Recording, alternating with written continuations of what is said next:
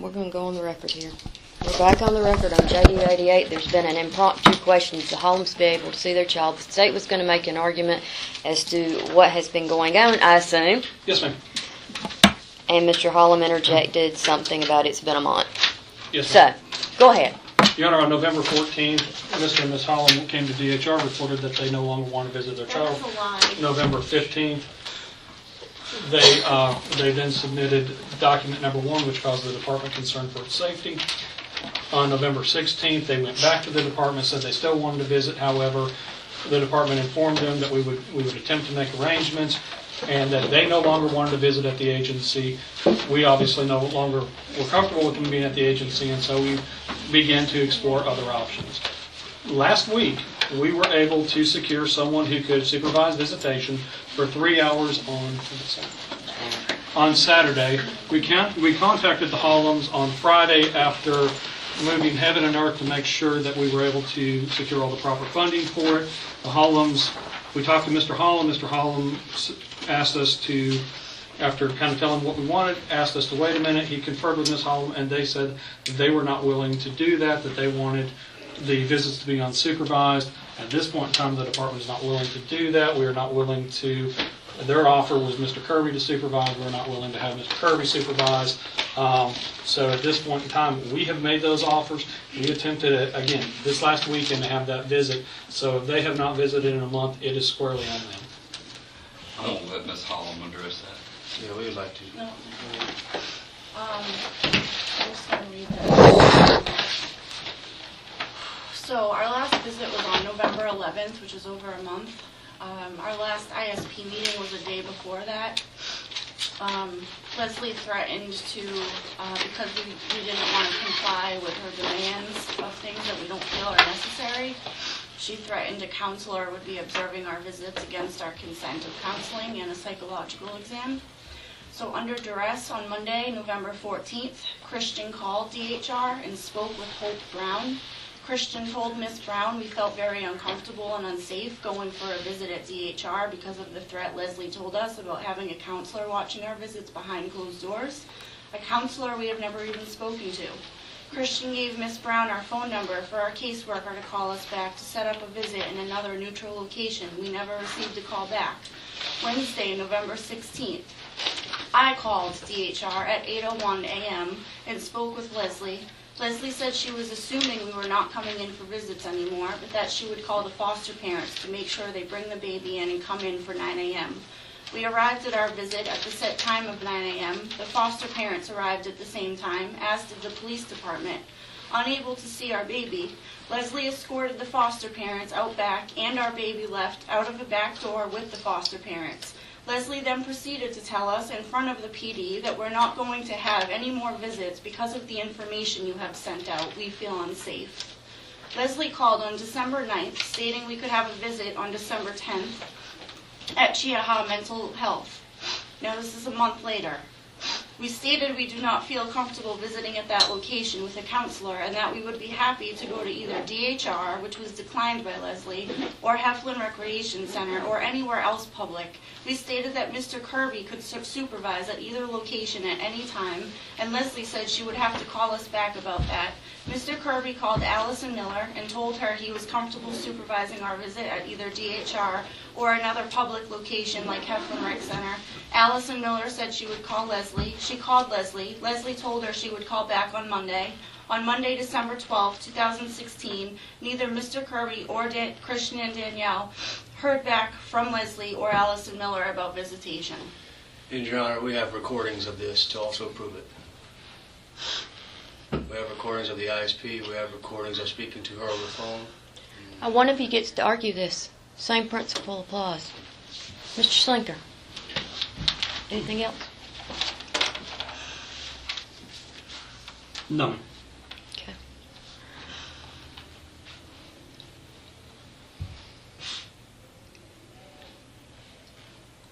I don't know that visitation can occur tonight due to the time. It is extremely concerning to me that a visit was set up and refused.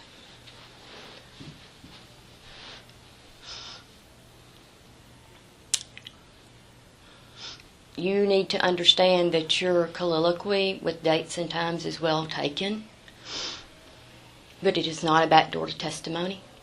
Okay? So it's not evidence. We have recordings. Okay, well, you will have to talk about that with Mr. Kirby as to how that may or may not be properly introduced.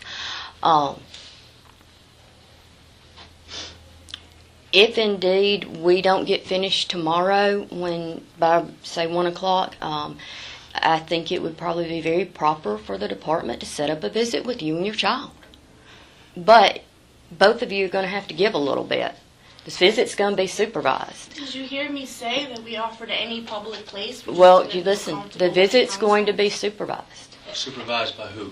Well, by whoever is deemed appropriate at this time by the agency. Non-medical personnel. Well, and I am perfectly fine with, and I don't know, maybe, I don't even know who your caseworker is now. Miss Martin?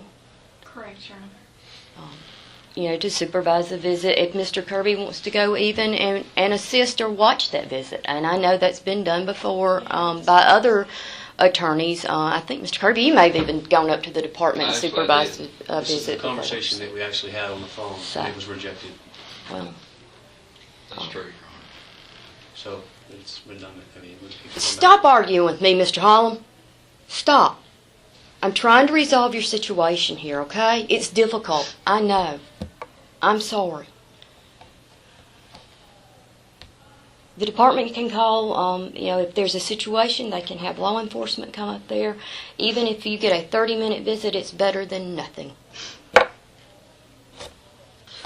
take whatever we can get, I'm sure. I'm going to sort of at this point leave that up to the department for y'all to plan. And if I need to get involved in it to make it happen tomorrow, but I don't want to waste a lot of time, and I don't mean it's a waste of time for y'all to see your baby. We got to get testimony done too, so we need to weigh carefully how we need to do this. Okay? It's really important for me that you see your baby.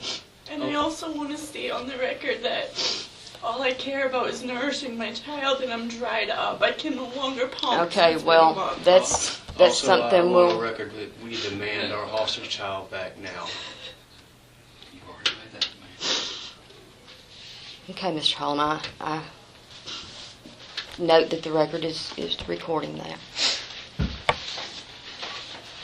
Okay. So, with that, we'll stand adjourned. Ms. Smith, can you get that visit set up for tomorrow afternoon? I'll do my best. Okay. Jot down what I've got in the evidence. We're back on the record on January 1 in the matter of baby boy Holm and Mr. Kirby. All parties are present with counsel. Mr. Kirby, go ahead. Before we get started, I'd like to address the court with a concern I had yesterday, and if we could ask Ms. Jackson just to step out for just a brief few minutes, Sure. that would be fine.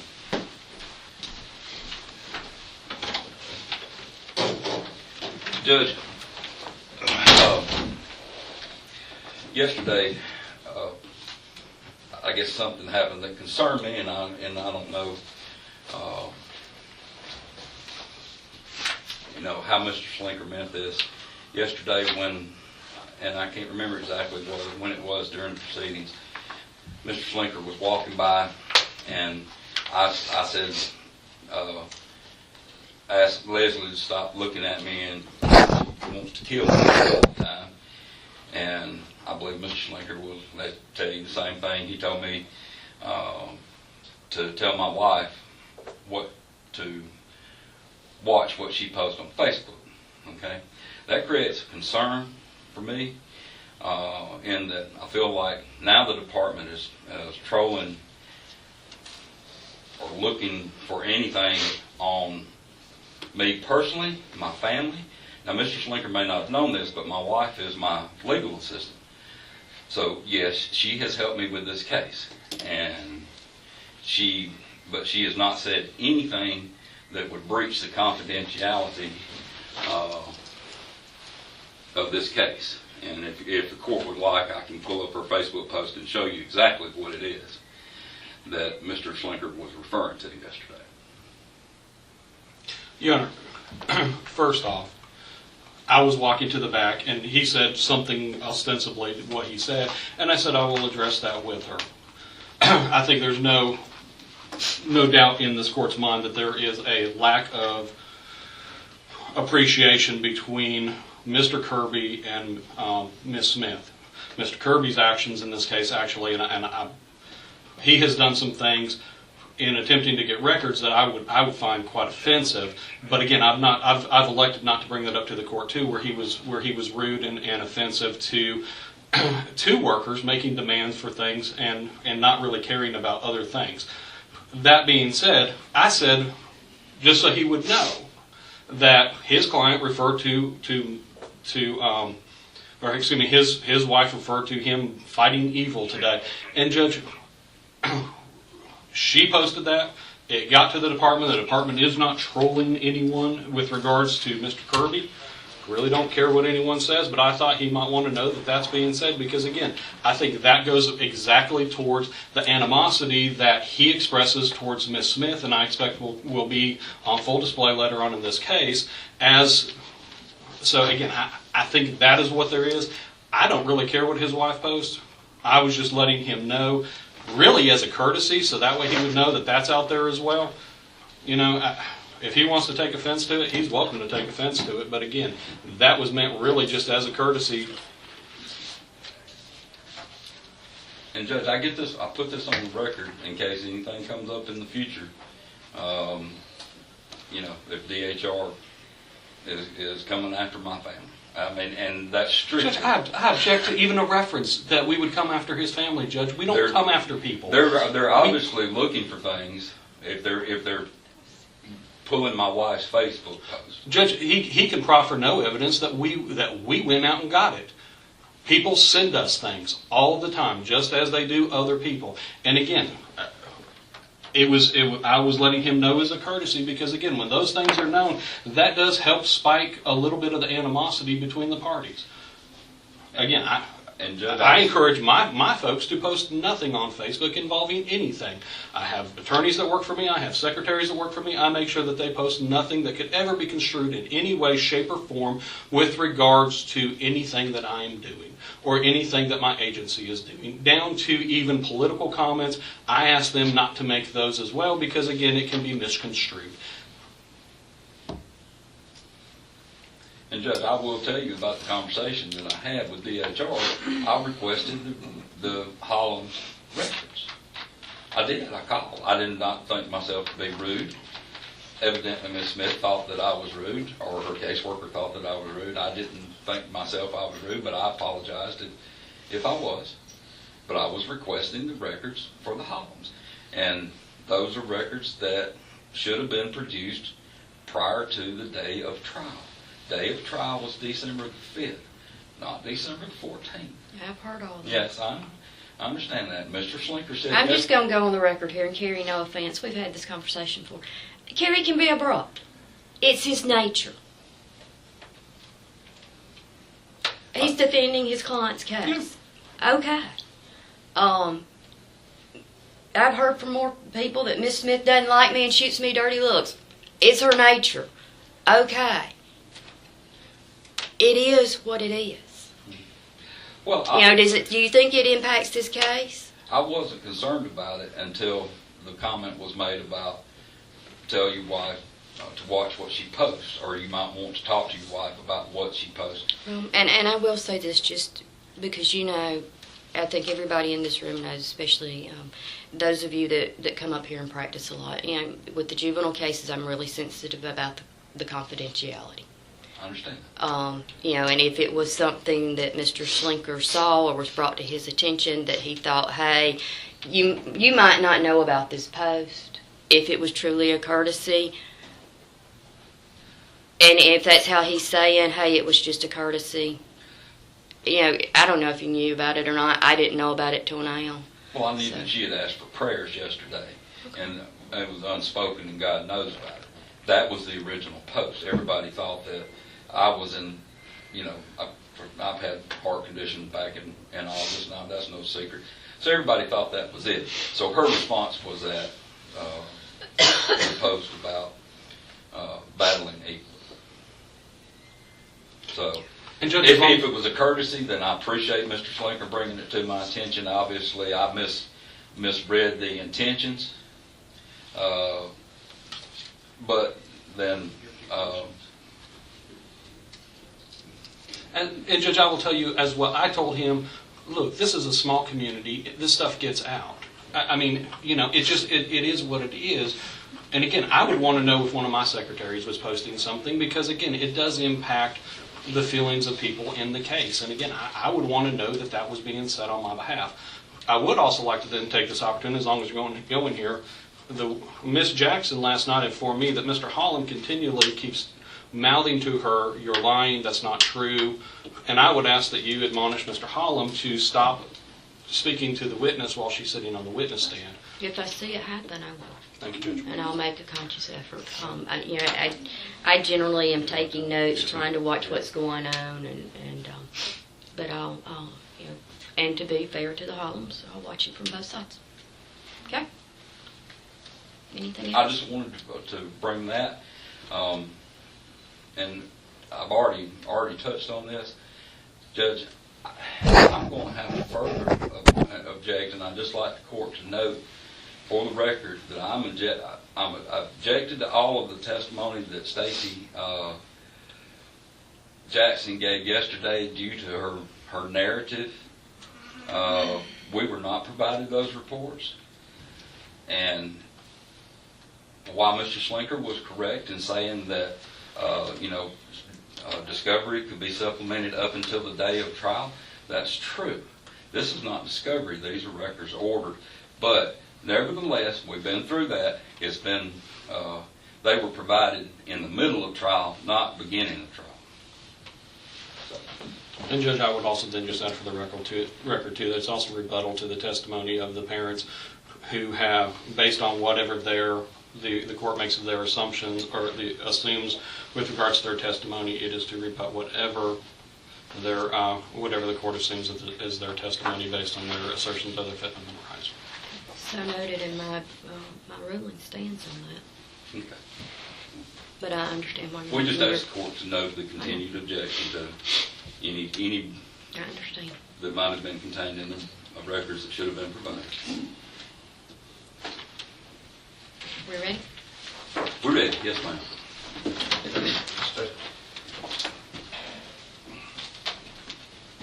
One other matter of housekeeping. If you have cell phones, silence them. Recording devices, turn them off. Please don't click your pens. It makes it very difficult for me to hear. And it makes it impossible for the court reporter that may be transcribing to hear audibly. And Mr. Slinker was accurate yesterday. If you're testifying, you need to say yes or no, not uh-huh or uh-uh, because then it comes back, especially on a recording, as inaudible. Okay?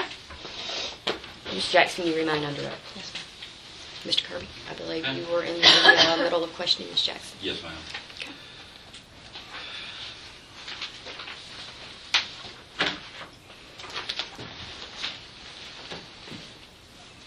Okay, Ms. Jackson,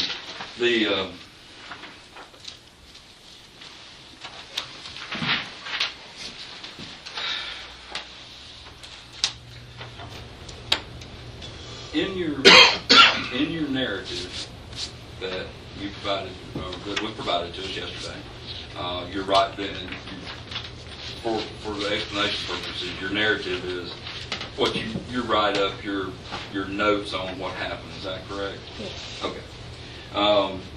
You stated that Mr. Holm told you that God started sending him revelations. Is that correct? Yes. Okay. You have to speak When up. did he say that? When I was speaking with him in the hospital room. Yeah. Okay. It was in the hospital room? Yes. All right. When was it that you were in the hospital room? I think there was testimony that you may have been in and out. Was it your first? My initial contact with Your him. initial contact with him? Yes. And you happen to remember what time that was? I don't. Okay.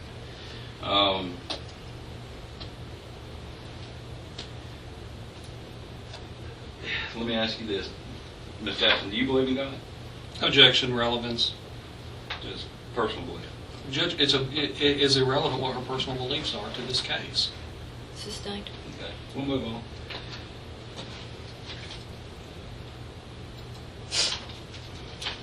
You also put in your narrative that God would provide, that Mr. Holm said that God would provide food and water. Can you dispute that God would provide food and water for the Holms if they need it?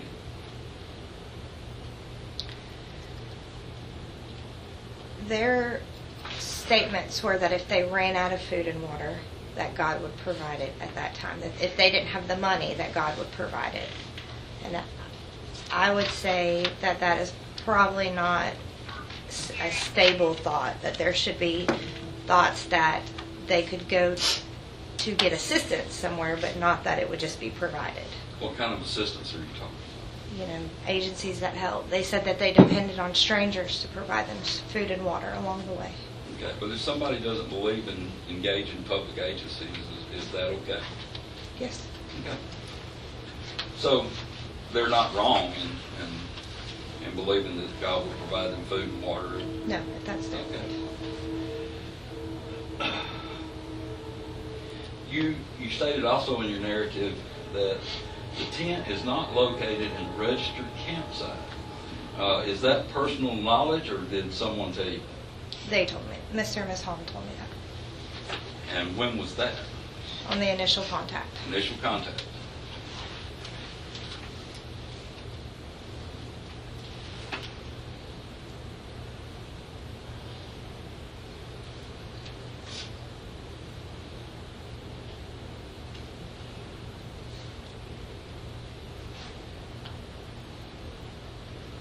You stated that the Holms wanted to have the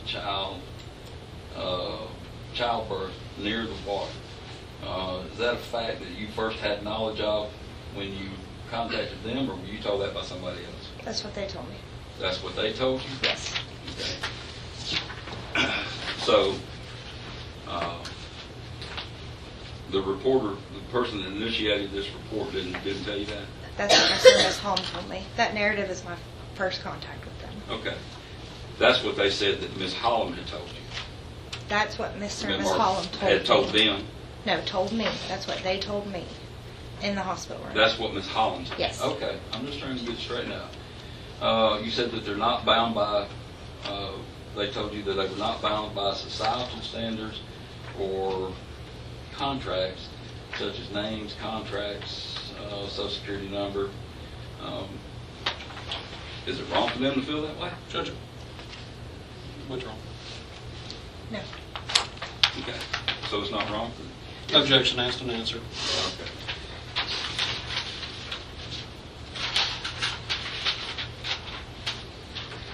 You also stated that contracts are of the in your narrative that contracts are of the devil.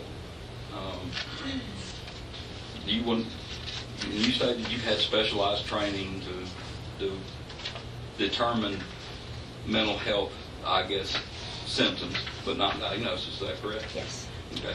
Contracts are of the devil. Do you happen to know what that means? What they meant Yes, when they ma'am. said it? Objection, then counsel's calling for them to testify to the mental operation of another. Okay. Did you use what they told you at the hospital to form a determination about their mental health status? Objection, Judge, I believe she's testified she's not able to make a determination as to their mental health status. Well- She used it as part of her assessment. Okay. Mr. Kirby, do Did you have you- any further with that? Any response to his objection? Well, I'm gonna say that yesterday she testified that she is trained and experienced in performing diagnostic impressions. I think that's the correct term that Ms. Jackson used. So I'm trying to get to whether her conversation and particular things in her conversation caused her to form a diagnostic impression, if you will, So of you're their mental health status. You're taking her more than just a lay witness informing because of her experience and education? Yes. Judge, I object then because she's not been qualified as an expert. Even if she testifies as a lay witness, she testified that she's had the training and education to form diagnostic impressions. I believe her testimony was also she wasn't there in that capacity.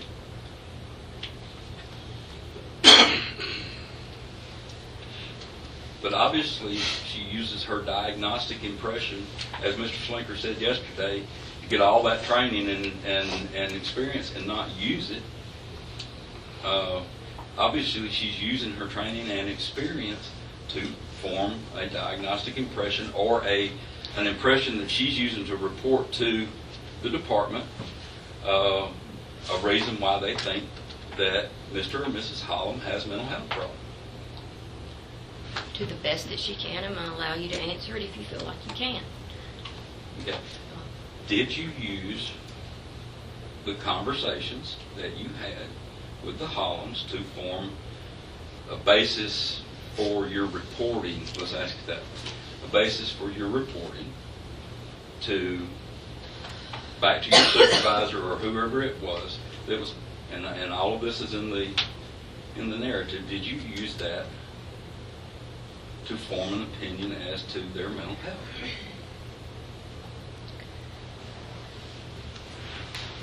I think that in the assessment process, certain things that were said in part and in whole led to me to have concerns for their mental health. But not, it wasn't just one thing, it was the whole picture. Okay. Can you explain to me, and instead of me asking you a question about everything that you used to form that opinion, can you explain to me what you used to form that opinion about their mental health? Judge Holm, object is cumulative. She's already testified as to I'm sorry. what it was that she used to formulate her opinions as to her lay opinion as to her concerns regarding mental health. Mr. Kirby, is there anything additional that you're looking for that you did not cover yesterday? Well, Judge, we certainly didn't have this narrative, so I wasn't until yesterday. Okay. And I looked over it last night. Given that, I'll allow you to go into it a little further. Okay. What did the Hollands say to you that would create a concern for you about their mental health condition? Judge, I'm object because that's her testimony was it was not just one thing. It was the cumulative thing, so it's not just speech. Well, I can ask her about her actions then later, but right now I'm asking about what they said. You can answer it. I think she can I'll testify. overrule that objection. Go ahead. Statements from Mr. Holm and Mrs. Holm about family members stealing their multi-million-dollar trust. Statements about presidents erasing identity.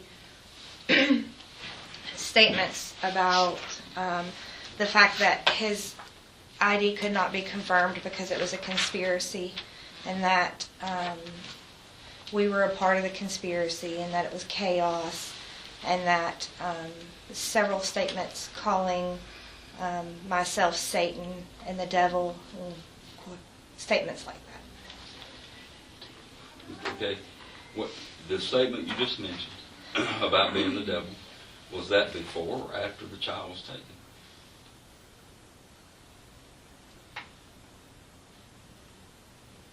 I don't remember. I'm not positive. Well, would Mrs. Holland have had any reason to say that to you prior to the baby being taken? Objection calls for the mental operation of Ms. Holm. Sustained. Well, Judge, she's obviously diagnosed or assessed the mental operation of both of Mr. and Mrs. Holland. Sustained. Okay. It needs to be me asking those questions. Because they can't rebuke. You can testify. Excuse me just a second. Do you need a minute? Yes. You can't say that to me.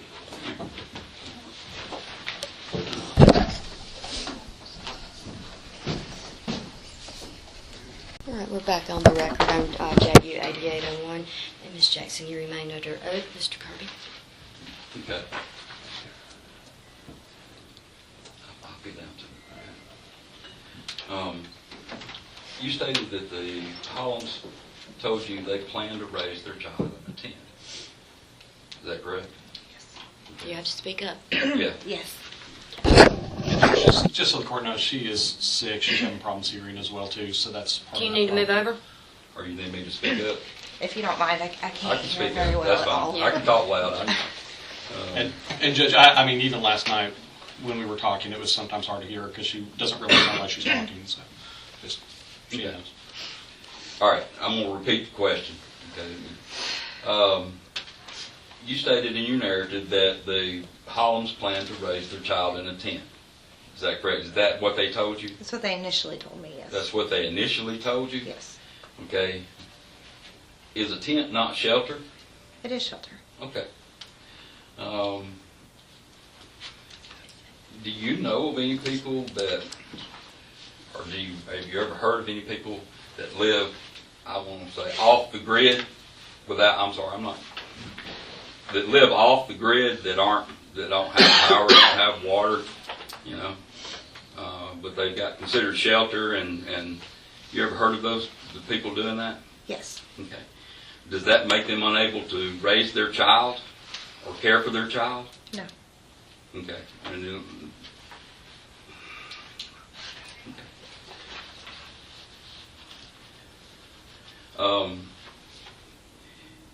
in your narrative, you talked about their religious beliefs, I believe.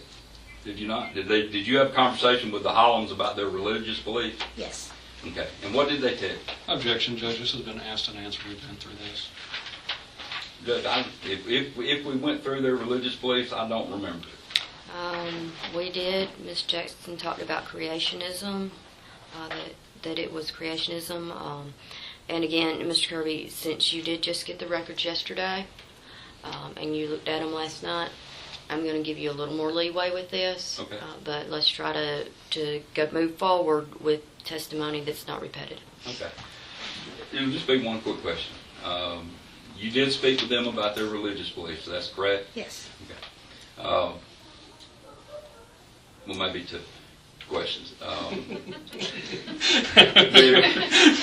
When you said one, there never is one. Maybe three. Their religious beliefs, did that cause you any concern? No. Their religious beliefs didn't cause you any concern? Objection, asked and answered. Sustained. Is it wrong for people to have different religious beliefs? Objection, asked and answered. No, I don't believe I asked that. I She- believe he I asked asked if it was... He asked that specifically yesterday. Yeah, I think she did ask that yesterday, and she said no. Okay. And you said no.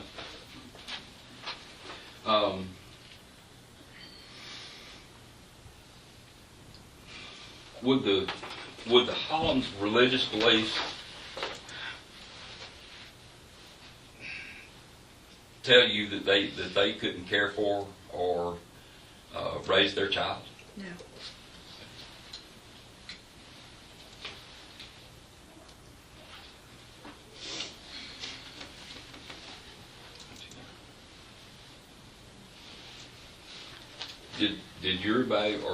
Did your conversation with the Hollands about their religious beliefs play in any way into your opinion as to their mental health status? No.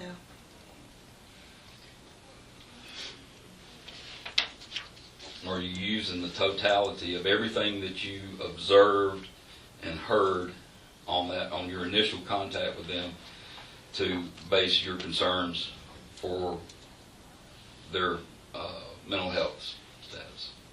I don't understand what you're asking. I'm sorry. Are you using everything in your assessment? Okay. Are you using everything that you heard from them or observed of them to form an opinion as to what their mental health status would be, or that you had concerns for their mental health status? Yes.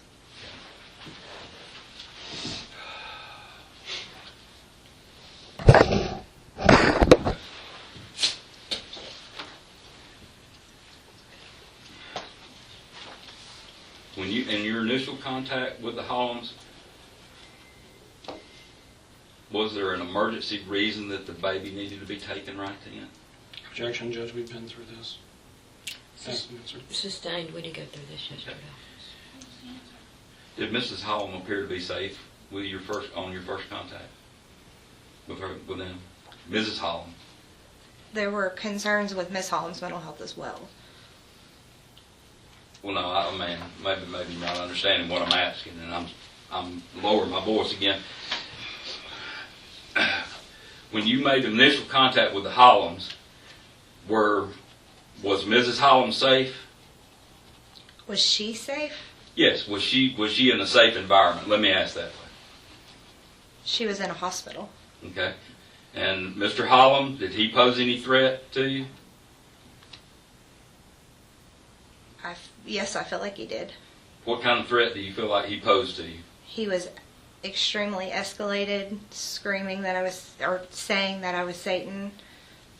So he didn't scream or He didn't. anything, did he? No. Raised his voice, maybe? Yes. Okay. Was that before or after you took the child? I believe it was after. After? Okay. Was the baby safe when you walked in on their initial contact? Was the baby safe or in a safe environment? They were in a hospital, yes. They were in a hospital, and the baby was on the mother, I think you testified to? Yes. Okay.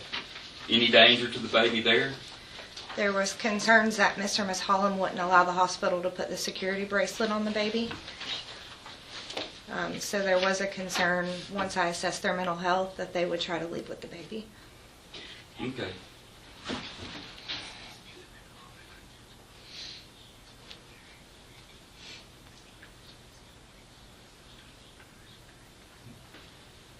Okay. Did you ask or that was a concern of yours? That's that the hospital was concerned about the not getting a security bracelet put on the baby. Is that correct? I was concerned about it. You were concerned about that. Yes. Okay. Did you ask the Holmes about that? Yes. And what did they tell you? They stated that they did not want the baby away from them. The baby was not allowed to go to the nursery. They did not want the security. They did not want anything binding the baby. They didn't want anything on the baby. Okay. Is there anything wrong with that? When there's a safety concern, What safety concern would that raise? the safety concern at the time was their mental health, their ability to leave with the baby at any time. Well, how would their ability to leave with the baby at any time? Yes. Okay, you testified yesterday that Mrs. Holm tried to get up, but she couldn't. Is that correct? She stopped, yes. She stopped. She never could make it out of the bed, could she? I don't know that it was a couldn't, she just didn't. All right, what did she appear to be doing then when she was trying to get up out of bed? I would assume leave, but I don't know that for a fact. Okay. Well, you put it in your narrative that Mrs. Holm tried to get away. Okay. When do you perceive that she tried to get away? When she was trying to get out of the bed. At that time, we just told her that the baby was coming into custody. Okay. Did Mr. Holm grab the baby? He was not in the room. He was not in the room, and Mrs. Holm couldn't get out of bed. Isn't that correct? Objection, Judge, is asked and answered. Sustained. Okay. Were you aware that Mrs. Holm had been given an epidural for the birth? The day previously, Yes. I was not aware. Okay. You were not aware? No. All right. But Mrs. Holm physically wasn't able to sit up, was she? Or sit up any further than she was sitting up when you came in? I don't know that for a fact.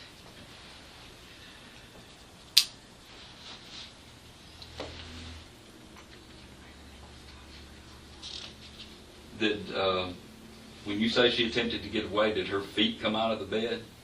I don't recall You don't recall? specifically how far she got. Okay.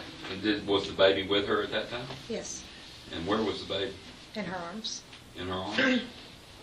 Was the baby feeding? Objection, asked and answered. Sustained.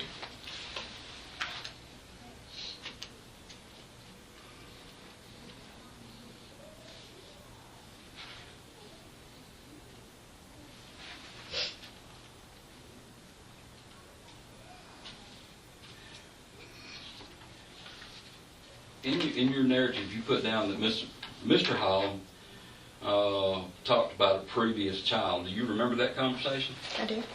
And what was that conversation? Asked both of them if they had any other children. Mr. Holm said that he had a child in Georgia that had been adopted. That had been adopted. Is that all Mr. Holm said? I asked why the baby had been adopted, and he stated that at the time he was having some issues with drugs, with pain medication, and that he gave the baby up for adoption to the maternal grandmother. Okay. So nobody took Mr. Holm's other child as alleged, right? I don't know. I'm still not sure what happened. Okay. Did you investigate that?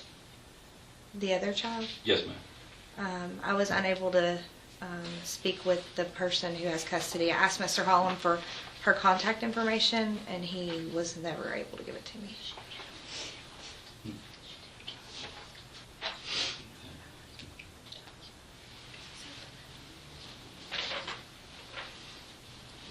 What mental illness did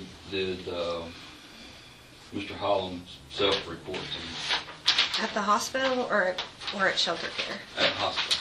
At the hospital, he said that he had anxiety. He had anxiety? Yes, sir. Okay. Did he advise you he was taking any medications or anything for that? He was not taking any medications. What about Mrs. Holland? Did she say anything to you about having any mental health conditions? She stated she had no history of mental health conditions. Okay. Did you have as much concern for Mrs. Holland as you did Mr. Holland? I did have concerns for Mrs. Holland. Okay. I think yesterday's testimony concerned Mr. Holland. What mental health concerns did you have with Mrs. Holland? Judge, objection. I think she has already testified to her concerns with regards to the mental health, the statements that were made by Mrs. Holm, and the concerns that caused for her. Judge, I think she testified as to Mr. Holm. I'm not so sure she testified as to Mrs. Holm.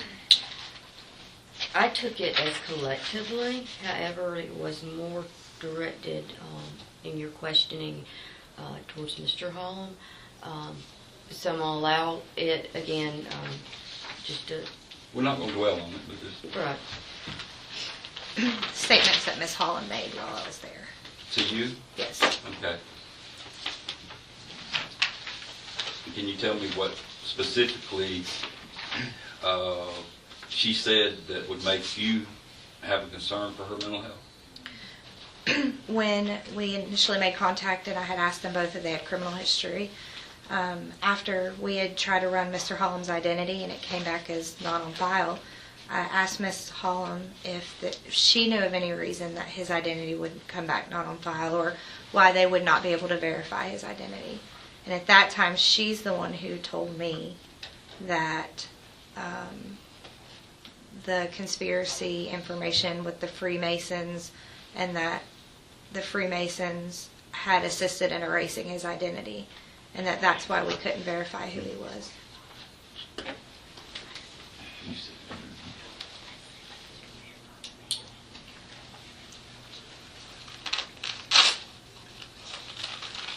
Okay. Did she tell you anything about Mr. Holland's grandfather? She did say the grandfather with the Freemasons assisted the grandfather. The Freemasons and the president assisted the grandfather in erasing his identity. Okay. And I think you testified that you later determined that the grandfather did work for the executive branch. Is that correct? Objection. This is asked and answered, Judge. We'll move on.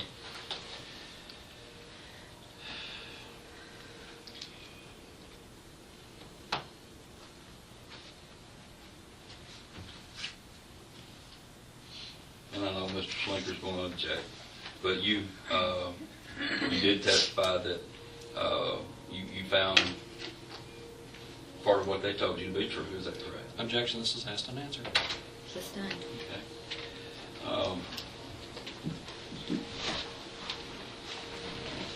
Did you have At the hospital, did Mr. Holm say anything to you about being arrested? Yes. Okay. Do you remember what that was? He stated that he had been arrested in an incident where he was protecting someone. Protecting someone? Yes. Did you have a chance to follow up on that and investigate that? Yes. Okay. What did you do? Did you find that to be true? I did not. What did you find? When we did the investigation, we found that he did have several criminal charges, and when I tried to get those some of the police reports, they were so far back that they didn't have paper copies. They didn't have copies of them.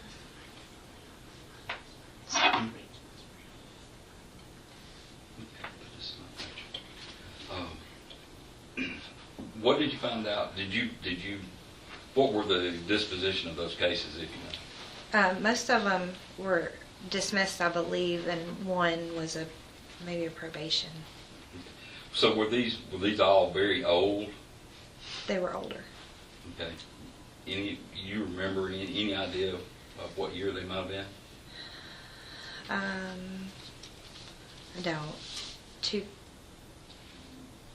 I don't specifically. It was a long time ago? It was a while ago, yes.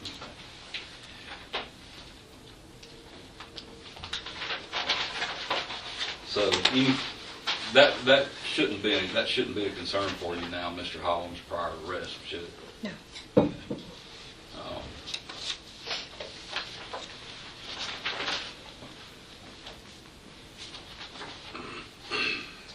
Okay.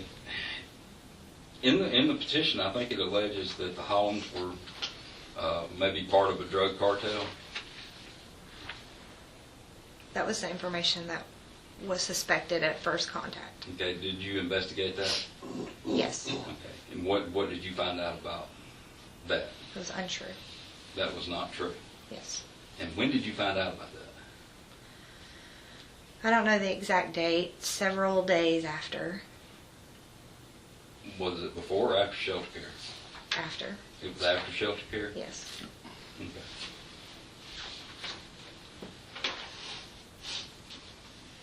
So the Holms, as far as the petition goes and alleging involvement with the drug cartel, that's not true.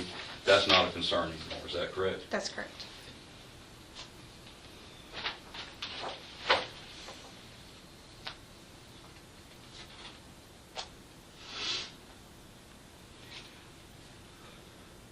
Let me ask you, what evidence did you have at the time at the hospital that the baby didn't have any necessary items, that the Holms didn't have any necessary items to provide for their baby? Objection, Judge. She's previously testified to what was told to her by Mr. Holm with regards to their provisions. So that's it. Anything I'm not different sure. from what I'm we not just sure. read? I'm sorry. Anything different from what she testified to yesterday?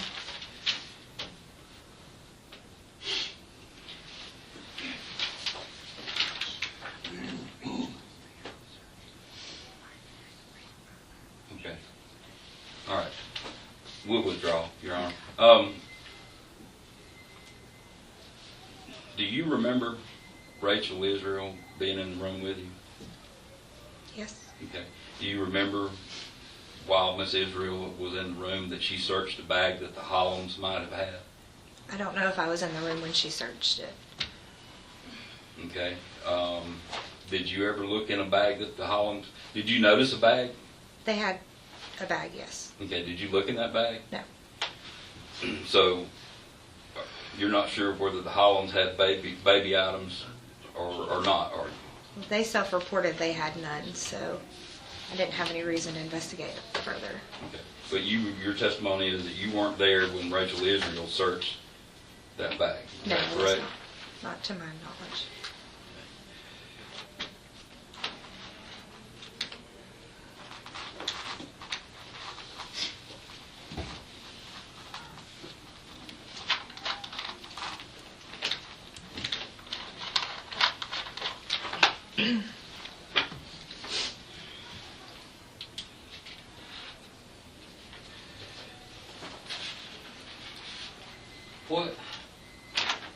What information did you have when you went to the hospital to assess the situation about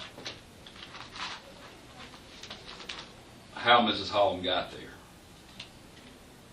to the hospital? Judge, objection. I think we've been over, I believe she's testified as to what the report was. I believe that's the same information, so I believe this is asked and answered, and it's also cumulative. Mr. Kirby. I don't remember if she testified as to how. You're talking about how physically Miss Holm got there? Well, I guess information that would have, well, maybe I asked that. Maybe I wasn't clear when I asked it. Let me re-ask the question. Okay, rephrase that. What information did you have about Miss Holm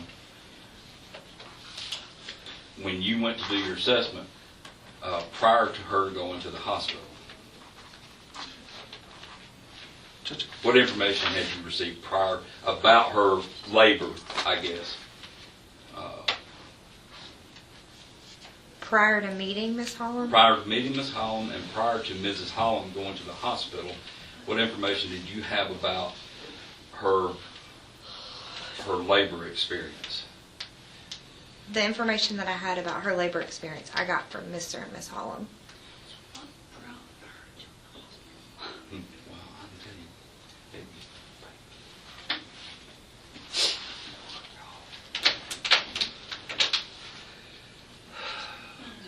Okay. Yes. Okay. Had you ever had any contact or seen Mr. and Mrs. Holm prior to the day in the hospital? I saw them walking in Oxford at one point. Okay. But I never spoke with them, or I didn't know anything about them. Okay, so you just saw, you were driving, Yes. you just drove by, so saw them walking. Yes.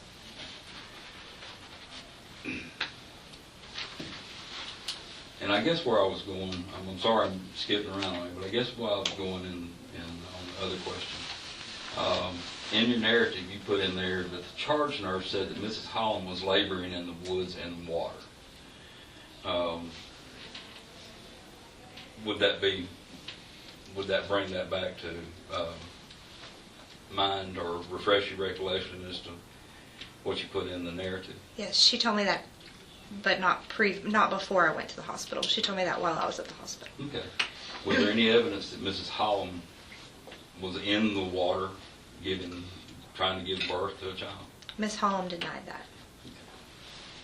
So there's no evidence that Mrs. Holm was in the water trying to give birth to a child? objection asked and answered. Sustained.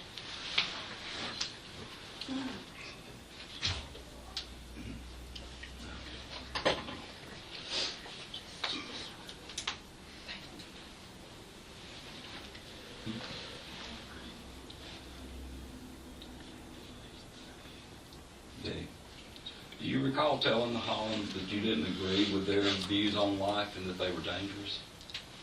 Absolutely not. No. Do you have reason to believe that their views on life are dangerous? Or? Their views on life, that's a broad statement. I don't Well, know. from your assessment, from what you learned from them, would you consider them dangerous? I have concerns for their mental health, their untreated mental health. I do feel like that could be dangerous. Okay. But you didn't consider them dangerous at the time in the hospital, right? They didn't pose any threat to you? Objection, Judge. She's already testified as to the threat that they posed. Okay. Sustained. You put in your narrative that there were manic episodes, great periods of excitement, and delusions. Yes. Let's start with manic episodes. What happened to that you were basing that opinion on? When I was speaking with Mr. Holm, he, for lack of a better word, just kept rambling, speaking. I would ask a question and he would go off on another question. It was very hard to get him refocused. Okay. Can I stop you right there? All right, because we're taking these one at a time. What is a manic episode, if you can explain that to me? Just he was heightened. I don't know I don't know how to describe it right now. I'm not asking specifically about Mr. Holm. I'm asking through your training and experience, what is a manic episode? Mania is like a heightened sense of how they're acting. I can't think of a better word for it, but excitable. Yeah. So manic. It's an up. They're heightened. Yes. And what does heightened mean? I'm trying to. Yeah. I'm trying to get a good idea of what you consider heightened. Were they, when you say that, were they running around? No. Were they yelling? No. Nobody yelled? No. Well, what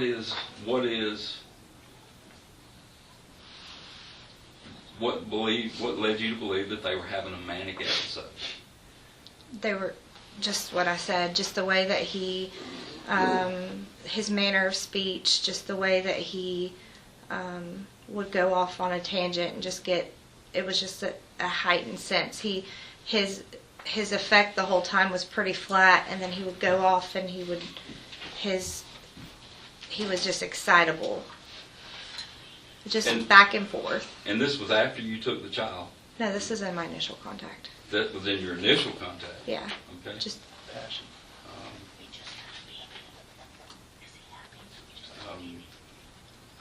Could it have been just because they just had a baby? Objection calls for the mental operation of another.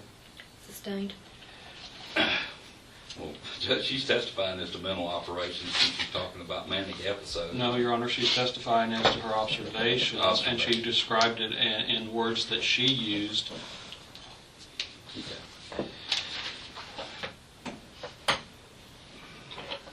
You didn't, when you were telling us what manic was, you didn't mention rambling on as being one of the things that you mentioned heightened, okay? What heightened what, I don't know, but heightened, and excitement, right? yes. Okay. It would be normal for them to be normal for anybody to be excited about having a child, right? Objection, Judge, it calls for the mental operation of everyone else. There's no way for her to know what is normal. I'm asking her opinion, Judge. And Judge, we are here on this case, these people, this child.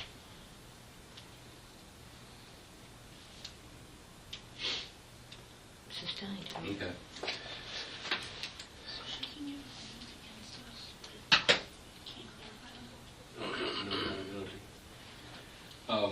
Great periods of excitement, I think, are what you put down in your narrative. Great periods. What is a great period? The long periods of rambling that he would say. Okay, how long were you with them on your, and again, you're testifying as to the initial contact or after the child was taken? The totality of it. The totality of it? How long were you with them? I don't know exactly. Just give me an estimate. I was at the hospital for several hours. Were you with them the whole time? In and out. But you took the baby at 16:55, is that correct? I'm not sure what time. The hospital record said that. Objection, Judge. Asked and answered. We went through this all yesterday. Sustained. We did go through that yesterday. How much time would you say you were with them? I'm trying to determine what great periods are. I was with them most of the time I was at the hospital. Okay. And you say you were there several hours. Yes. You mentioned delusions in your narrative. Yes. What would you consider to be delusions that the Holmes told you? I'm going to object. I believe this has been asked and answered. She's given great testimony as to the delusions that she saw and what she saw as delusions. I'm not sure we specifically addressed delusions. She addressed her total assessment of them yesterday. But there again, this is straight out of the narrative. My recollection is there was testimony hinging on delusions and thought processes with the conspiracy and the Freemasons. There was a lot of testimony about that yesterday. Again, Mr. Kirby, because I'm going to give you a little more leeway than normal, because again, you did just get the records yesterday. Okay. Unless there's questions on that. In the bottom line, just-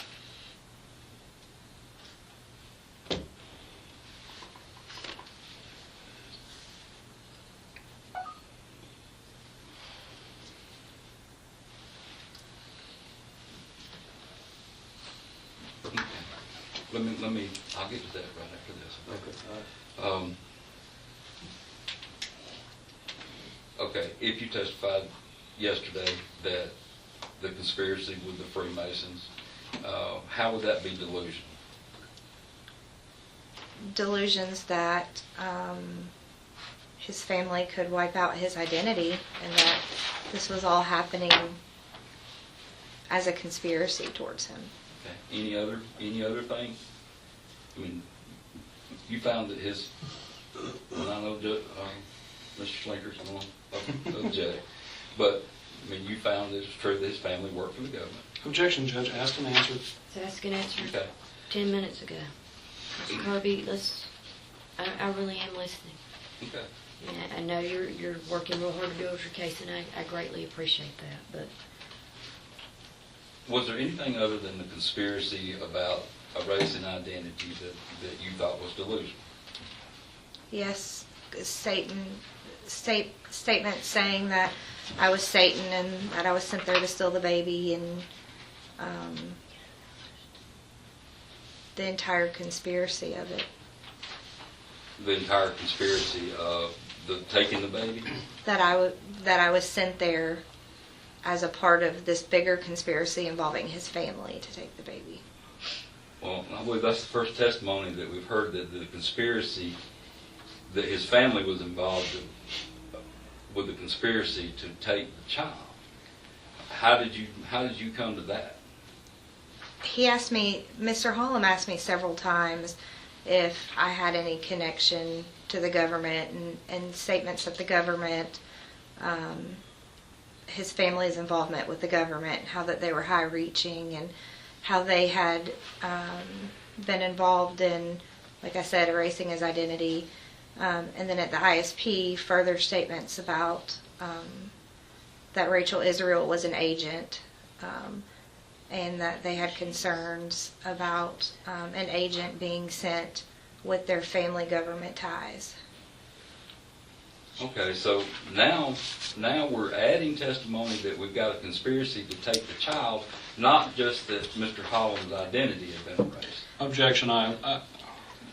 Counsel is testifying, and I take offense to his use of the word "now adding," because apparently he's commenting that somehow that we're changing testimony. Okay, let me. So I object to the form of the question. I object to. I'll stop there. sustained as to the form. Okay, have you ever testified or put in any narrative or any notes that you've made that there was a conspiracy by Mr. Holland's family to take their child? Ask the question again. Have you ever testified or put in any notes that there was a conspiracy by Mr. Holland's family to take their child? No.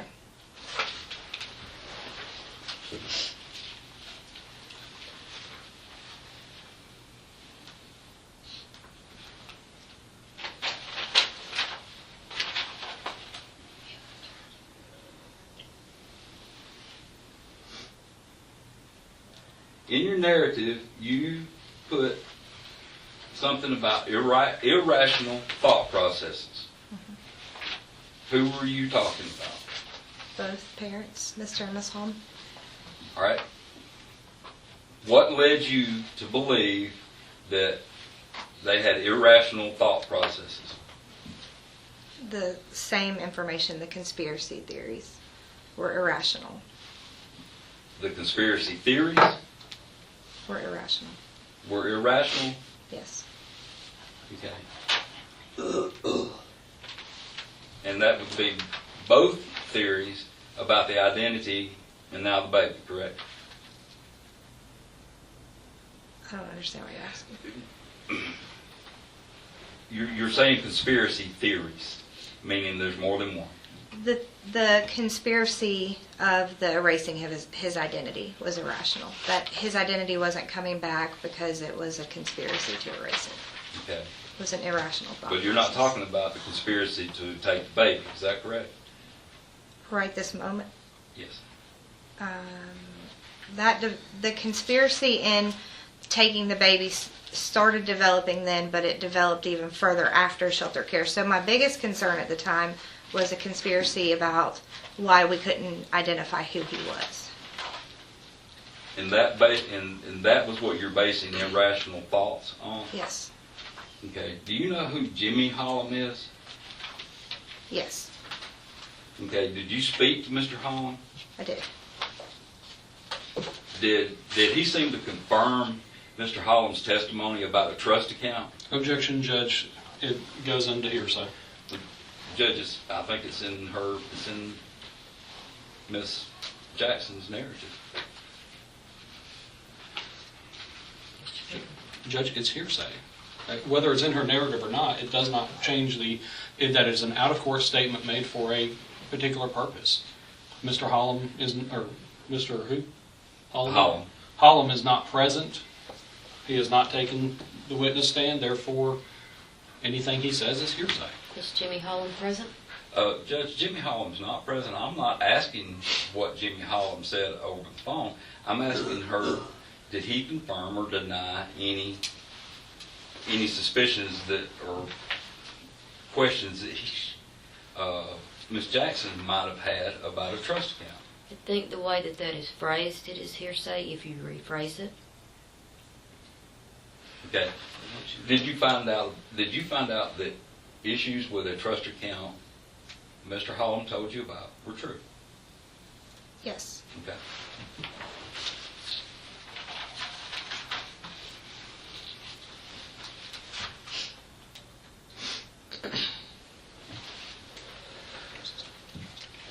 Ms. Jackson, in your narrative, can you hear me?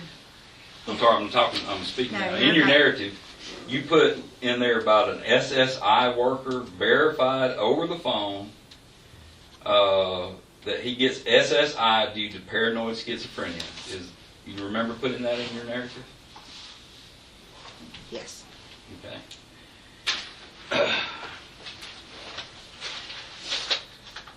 What authorization did they have at that time to give you any information about, and who were you talking to? I don't recall the individual's name. But was it the Social Security Administration? Yes. Okay. And what authorization did the Social Security Administration have to give you any information as to his mental health status? Judge, I'm going to object as to her knowledge of Social Security and whether or not they had authority to talk. That the answer to that question would be directed towards the Social Security Administration. Judge, I personally don't believe Social Security is going to give out information over the phone. Had you, I'll withdraw the question, or we'll start back. I may ask it again later. I'll withdraw it at this time. If you're going to ask it later, ask it now. I mean, if you need to rephrase it, rephrase it. Okay. Did you have authorization to get that information from the Social Security Administration? I did not have a Social Security release. I had a release of information. Okay. So you didn't have a Social Security release to get that information when you called Social Security? I had a release of information for records. Okay, but yeah, you put that in there, that they gave you that information over the phone. Is that correct? Objection asked and answered. Sustained.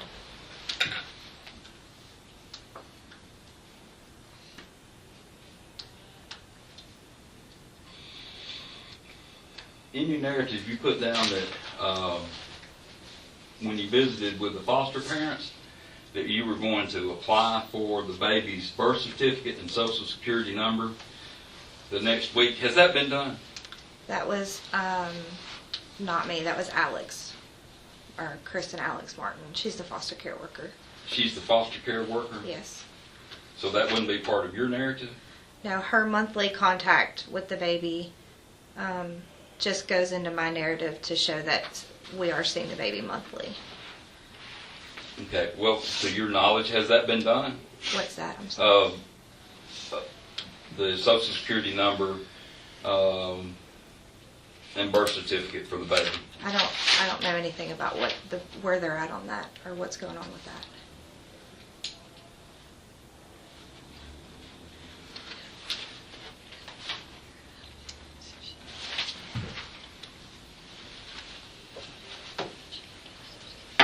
Okay. I've got a couple more questions about documents for you. Okay. But I'm gonna check with them. That's 2 questions.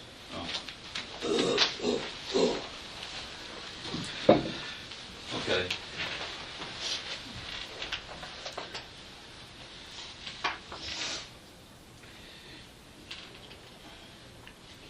This concerns your contact with the Holms at the hospital. Did you ask Mr. Hall, or did Mr. Holm ask you, what's the most natural way we can live without being harassed by, I guess, the department? Yes, And what was your answer to that? Do you remember? I do. What was that? I told him that I would have to find out some more information.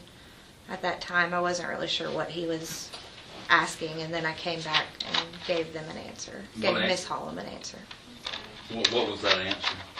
At the time when I came back, they had asked me, like you said, how they could, what's the closest they could live to nature and still provide for the baby.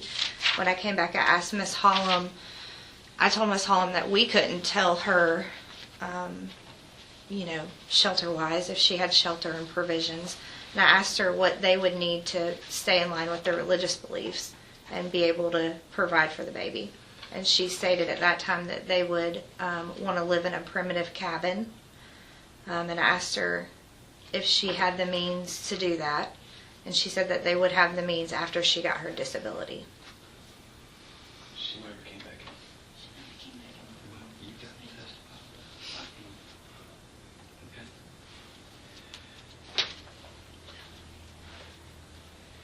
Ask him how long it was until he came back into the officers. After that. Okay, after your initial contact with the Hollands, you left the room, correctly? Yes. Correct. Do you remember how long it was before you came back into the room? I don't. Estimate?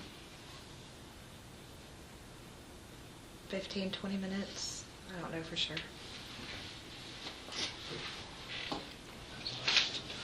I'm showing that she never came back in to let it time for you to talk to us early to come back in. No, she didn't. Oh. She never came back till I came back with the officers. When you came back to the room, did you have anybody? Who did you have with you? I don't recall at that time. Did you have officers with you? Yes. Okay. How many? 1 or 2 Anniston police officers and Rachel Israel. Okay. So 2, maybe 3. Yeah. Okay. Okay, so she didn't come back and answer this question before she came back with the When you officers. went back into the room, if you had the officers with you, what did you address then? Immediately when we came in with the officers, they addressed the weapons in the room. They asked Mr. Holm to go to another room so they could confirm his identity, and that's when I spoke with Ms. Holm about the question that they had asked. Okay. Was that after you took the child from her? No. The weapons in the room, I think they've been brought up, but had anybody expressed any concern over the weapons being in the room? I had concerns that there were weapons in the room. Okay, but not the hospital. So she didn't say I'm so not before sure. She came back with the answer. I'm sorry, what? I'm not sure. Okay. May I approach her?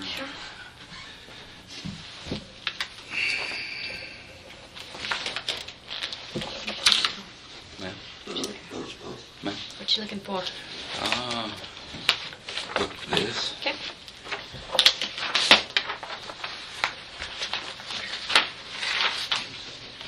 Okay. Ms. Jackson, I'm going to ask you to take a look at what's been admitted as parents 1 and what's been admitted as parents number 3. And can you tell me what those are? Juvenile pickup orders. Okay. Do you notice any difference in those juvenile pickup orders?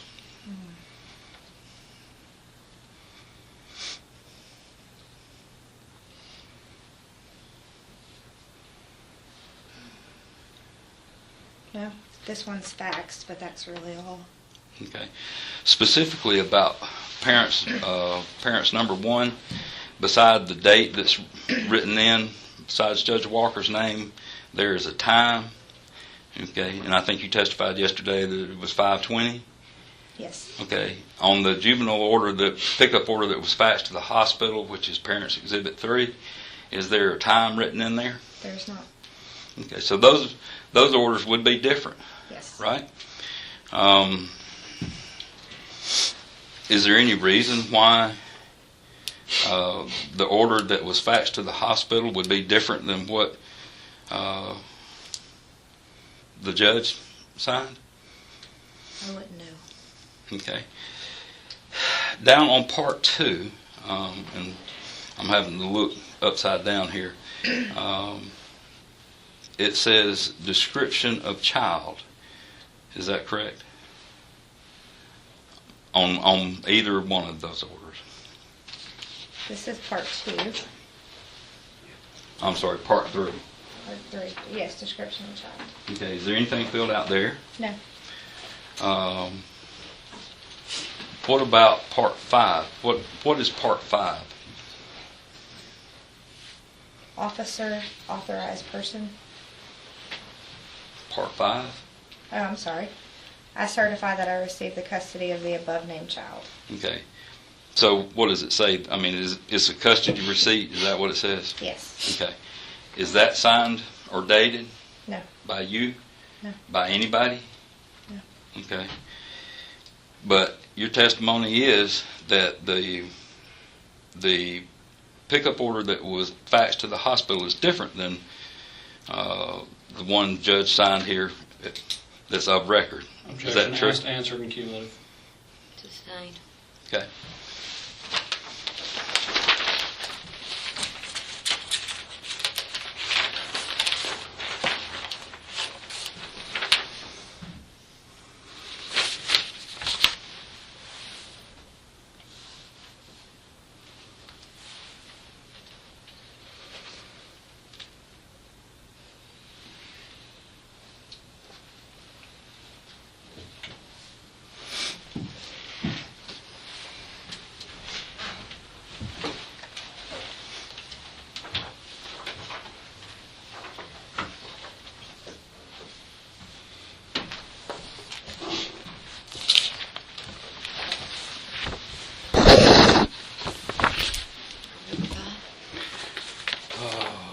That's number 4.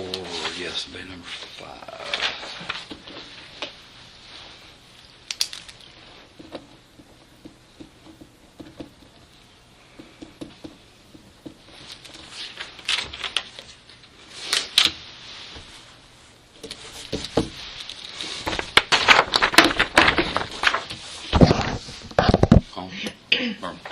All right.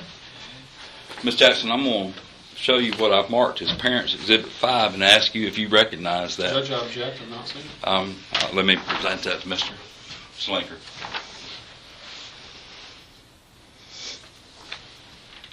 And Judge, we'd ask that the court take judicial notice. It's filed with the record. So noted. Okay. Do you recognize that document? Yes. Okay. Can you tell the court what that is? Judge, I'm going to object. The document speaks for itself. Do you know what's on the document? Yes.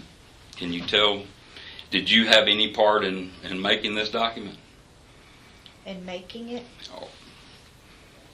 Or coming up, is it a verified petition for a temporary restraining order? Yes. Okay. Did you have any part in creating this document? Judge, I will object as to that question. I believe that goes into attorney-client privilege. And this is the other thing, Mr. Kirby, and I don't mean to interrupt your thought process. That is a motion that I have yet to set Correct. Judge, you issued an order. for a deficiency notice, yes. I did. But I have not set it for argument. And Judge, as long Don't as believe, let me look. No, I don't. I mean, you issued. Judge, as long as we're on the record too, I'll move to dismiss it.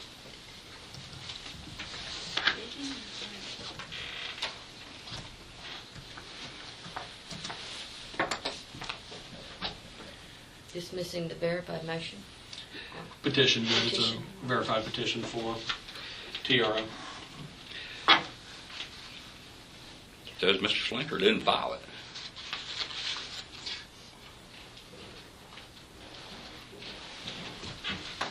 Your Honor, there was a drafting error on my part where I did not sign it because of the distance for me filing things up here. And so, unfortunately, sometimes I send things up here to be signed and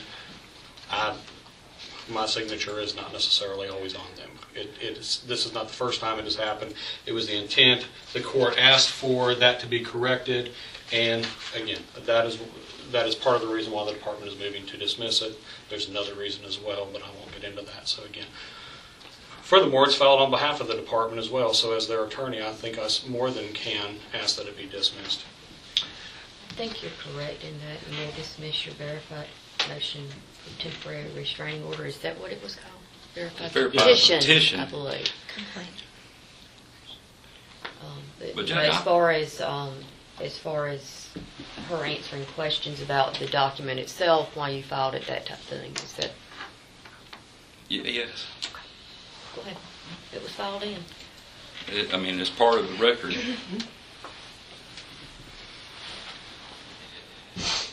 Do you see your name on that petition anywhere? Yes. Okay. And at the time, were you represented by counsel? Yes. Okay. But your counsel's name is not on there, isn't that correct? Yes. All right. Your counsel would be Mr. Slinker or Mr. Hamlin, is that correct? Yes. Okay. So at the time of that filing, Mr. Slinker or Mr. Hamlin's name is not on there, is that correct? Yes. And you signed that and without notice to anybody, is that correct? Did you send notice to the Holms? Your Honor, it is a request for an ex parte restraining order as well, so therefore there would be no notice to the Holms. So I would object to this line of questioning unless he's going to show that for an ex parte motion that there's a requirement to give service to the Holms. Okay. The judge will agree that there's no requirement on the ex parte notice, but but it has to be judicially noticed as ex parte, not on part of the department, but part of the caseworkers that sign the document as well.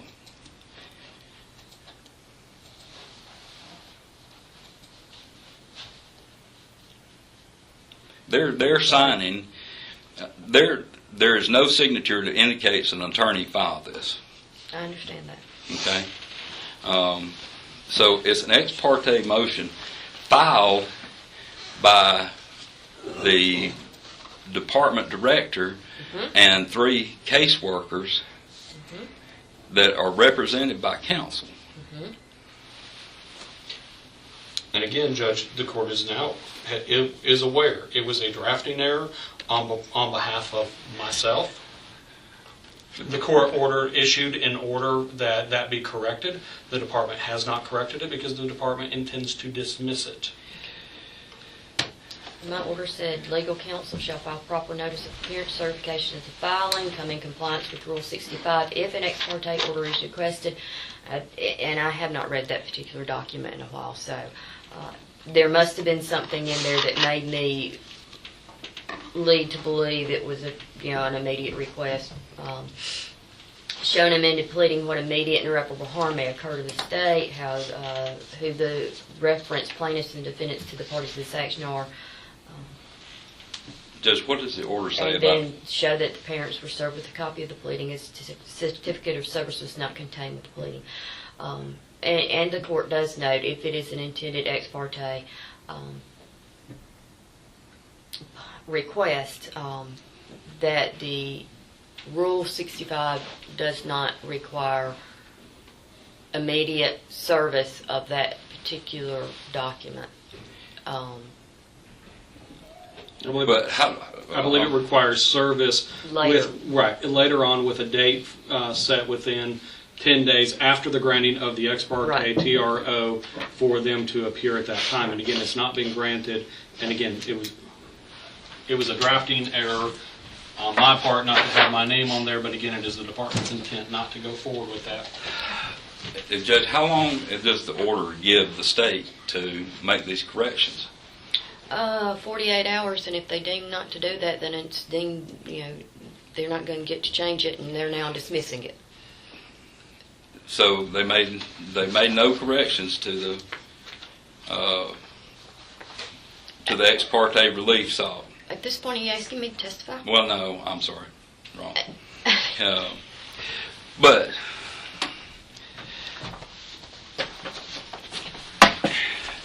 you signed this document, did you? Objection has to answer. Sustained. Judge, we'd move to admit parents number 5, which is the verified complaint for motion for temporary restraining order. No objection. So admit it. I'm sorry, what? I said no objection. Oh, you need to see it? I've seen it. Okay.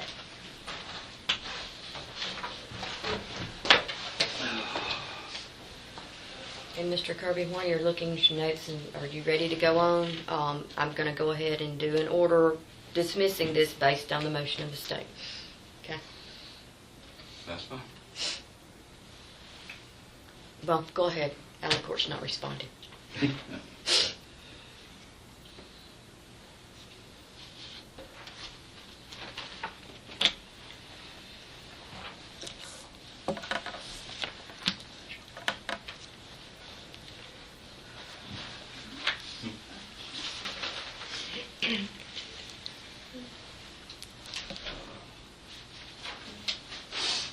Motion yesterday. Oh, that's it. Was this my notes? Is there anything else you want?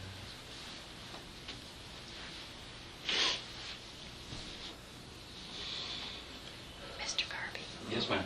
do you need this? I do. I now know what happened on my pens yesterday. You left him at the bench. Oh, that to me.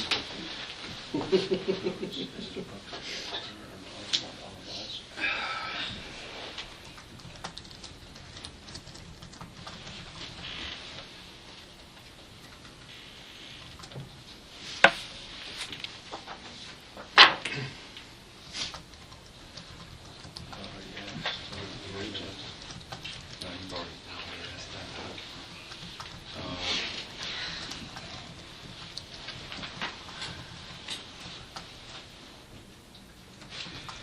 Ms. Jackson, do you have any evidence that either of the Holms have outstanding warrants in any jurisdiction? No.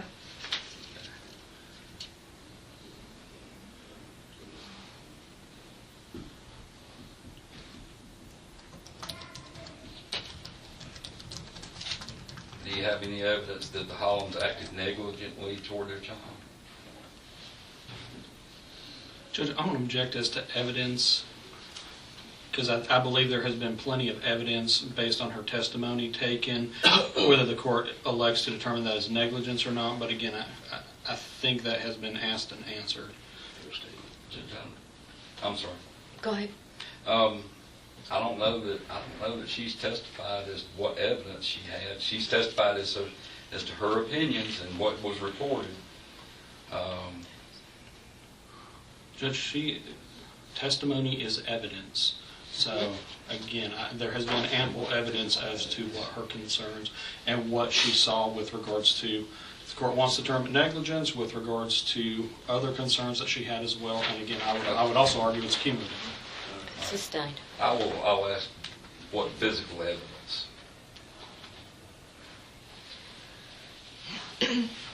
What physical, I'm sorry, repeat the question. What physical evidence, if there is any of record,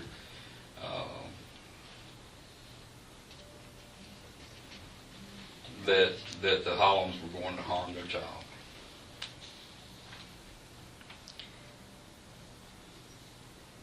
Or no, I'm sorry, let me back that up. That was not, that what physical evidence do you have on record about that the Holms would be negligent in the care of their child? And Judge, I will object again. I believe it's cumulative. She's already testified to that. Physical. It's not physical. I mean, she's not testified to anything physical. She testified about housing. Are you looking for something more than that? We heard observations. She testifies as to physical with regards to what they had identified to her with regards to provisions. Those are physical. We had housing and shelter care. I mean, All right, I withdraw okay. that question. Did the Hollands have housing and shelter care?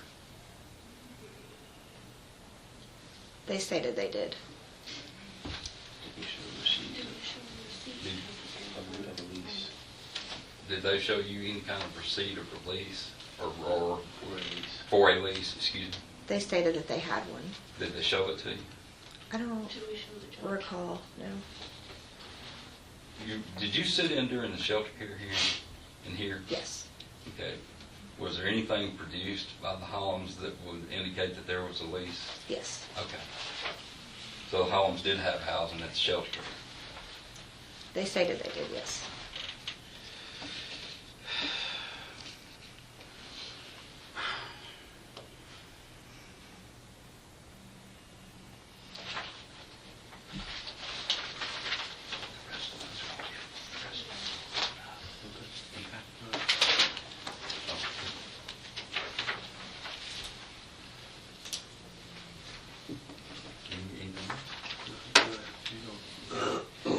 Judge, we don't have anything further for Ms. Jackson. Okay. Guardian, Judge, I don't have any questions. anything further from the department? Just a few, Judge. Ms. Jackson, did you remove this child because he had no social security number? No. Did you remove this child because he had no birth certificate? No. Did you remove this child because he had the parents have different beliefs than what would be considered mainstream? No. You've been asked several times about verifying the family's, particularly a statement about the family's political ties, and you've said that you did in fact verify that they had political ties. However, later on, was Mr. Holm identified by law enforcement? Yes. So the president did not make his identity go away? No. The Freemasons did not make his... Your Honor, I'm going to object to that question. The only thing that Ms. Jackson testified that was that somebody was in the executive branch of the government, and Mr. Slinker is asking specifically about the president. Now, it's been testified that she verified that there was somebody in Mr. Holland's family in the executive branch of the government, but not specifically the president. And Judge, my question is that Mr. and Ms. Holm stated the president and the Freemasons made Mr. Holland's identity disappear, and so since the parents have focused on what she did to verify particular statements, I'm trying to go back and verify whether or not there was accuracy in the full statement, not just in part of it. I'll allow that. So, would it be, so the part of their statement regarding the Freemasons causing Mr. Holland's identity to be erased would not be correct, right? Right. Now, you were asked a series of questions about follow-up with regards to the adoption of the other child. Did you talk to anyone else regarding Did you talk to anyone else regarding that child? Yes. Who did you talk to? Mr. Holm's ex-paramour, Angela Cross. Okay, and as a result of that, did you have concerns? Judge, Yes. object, I'm going to elicit hearsay testimony. Judge, I object. Judge, I don't believe you can object until a question is asked, and he assumes he knows what question I want to ask. I may have been premature. Go ahead, Mr. Slinker. Based on that conversation, does that cause you concern for Mr. Holm? I'm going to Yes. object. It calls for hearsay information. Judge, I don't believe it does. It's no more hearsay than did you glean from Jimmy Holm that there was indeed a trust account? I have no other questions. Anything further, Mr. Kirby? Ms. Jackson, were you here for the whole shelter care testimony? Yes. Okay. Did the Holms testify at shelter care about any Freemasons or any presidential erasing of identity at the shelter care? Judge, I'm going to object. The testimony of Mr. and Mrs. Holm, the court is taking judicial notice of, and the court is well able to recall that testimony as well as refresh, and so it is improper impeachment of this witness. Mr. Kirby? Judge, I wasn't here for the shelter care. I understand that clients were and they had attorneys. Right. But I think it's fair that I get to ask a question about, for impeachment purposes, about what was testified to at the shelter care. Ms. Jackson's brought this up in her narrative, and she's testified that is what she used to base her opinions on. Surely she should remember if that testimony was given at the shelter care. Mr. Slinker? Judge, again, the testimony has already been given by the parents.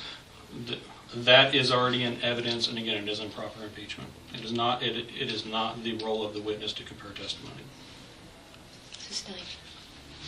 Judge, I'm not asking her to compare testimony. I'm just asking her, did they?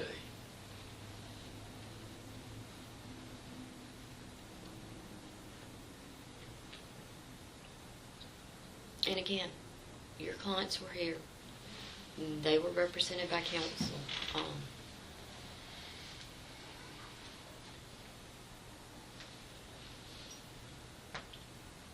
I don't think it's an appropriate way to get that testimony in.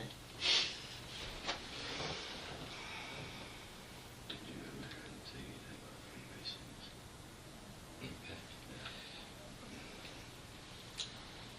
Your testimony was that the Freemason speech came up at the hospital. Is that correct?